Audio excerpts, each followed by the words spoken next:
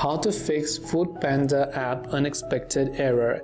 Now, if you're encountering an unexpected error on the FoodPanda food and groceries application, it could be due to many reasons. First of all, what we want to do is we first want to check our internet connection. If you're using Wi-Fi, you can try to switch to cellular data. If you're using cellular data, you can try to switch to Wi-Fi or vice versa.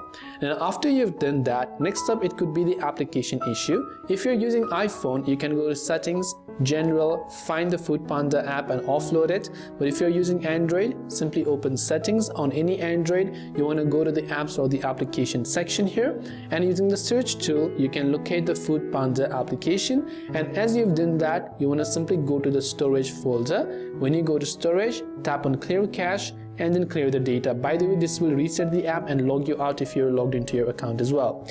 Now, once you clear the data, last but not the least, come back to your Play Store or App Store depending upon whichever device you're using. Search for the FoodPanda app and check if it has an update available, and if it does have an update, make sure to update it to the latest version. That way it is going to fix most of the old bugs and errors that you're encountering.